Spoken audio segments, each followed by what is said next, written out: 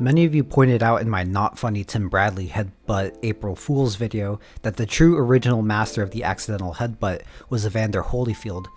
Now you have to forgive me, a lot of Holyfield's best fights were either before I was born or shortly after, so I haven't actually sat down and watched a lot of his fights. Calm down, calm down. To make up for it, here's a quick film study on Evander Holyfield's amazing headbutts to satisfy you boomers. Okay, too far? So the first thing I want to talk about is how Holyfield landed multiple beautiful headbutts in his infamous rematch against Mike Tyson. So we see Tyson pressure Holyfield back and then starts his offense off by shooting a jab, but this jab is just to start his offense, and this jab is really used to bait a counter for Tyson to roll under so he could counter the counter attempt, and this is how he usually gets his offense started and lands the big shots.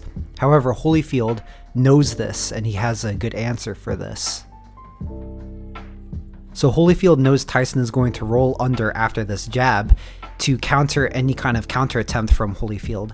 So instead of countering, Holyfield instead ducks with Tyson in order to meet him with his head.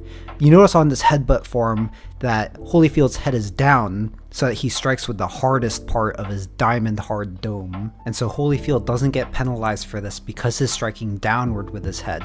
Compare this to Victor Ortiz, who strikes upwards with his head, gets punished for it. And you notice Holyfield strikes down, doesn't get punished, and Ortiz strikes upward, then gets penalized. So you notice that when Holyfield strikes downward, he could play it off as him just trying to work on the inside and smother Tyson. And you notice this headbutt really cuts Tyson really bad. As you can see here, Tyson gets cut while Holyfield is left completely unscathed. So next I want to talk about a common trap in boxing of stepping back to walk an aggressive opponent into a punch. The idea is to take a step back to bait your opponent to step forward, and once they step forward, you launch your attack before they're able to reset their feet. And the main idea is to attack with a punch, but Holyfield instead uses this to set up another headbutt on Tyson. First round, here's round two. It's due, of course, to go 12. So Holyfield sees Tyson step forward and he steps back to lure Tyson in. So you see Holyfield stops just as Tyson is still moving forward. Since Holyfield stops first, he's able to get his feet set for an attack before Tyson can. And so Holyfield can now spring the trap and launch an attack on Tyson, who still doesn't have his feet set. And then bam, there you see another headbutt from Holyfield, and he could have walked Tyson into a right hand, but instead he throws a headbutt because that could potentially cut Tyson over his other eye and definitely piss him off more. First round, here's round two.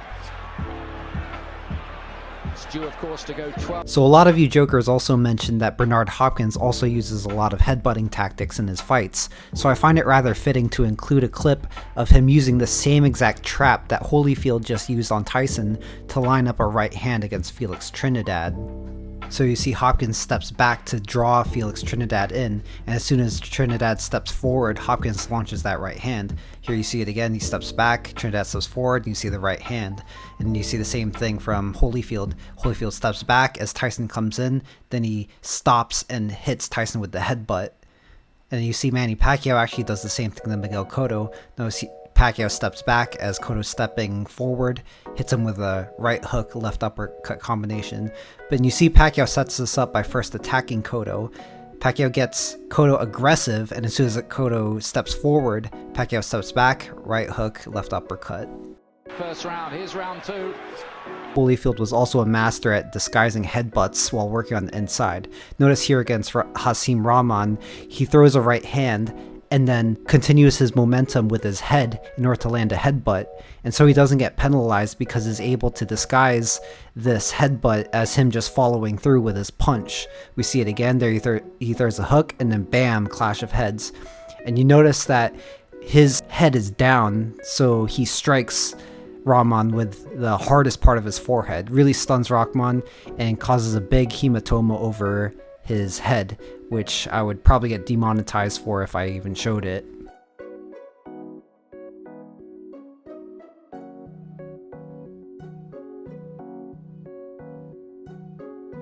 Now I'm not gonna lie to you guys, I'm not gonna beat around the meat, but this is definitely my favorite clip of the bunch.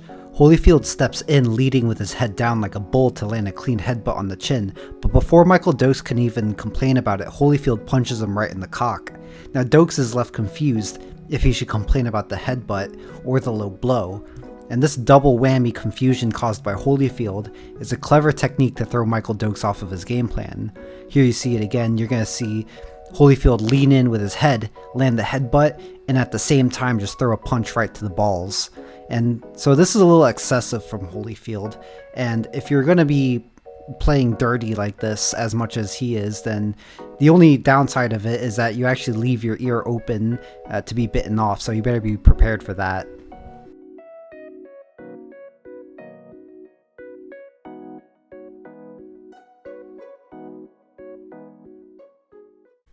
Did you actually make it to the end of the video? Well, I'd like to have you know that this video was inspired by this dank looking meme I came across. Sometimes I don't put the most thought into perfectly constructing every idea I talk about, and sometimes you guys roast me over the smallest details. Well, subscribe to my channel for more opportunities to roast me. See you all next time.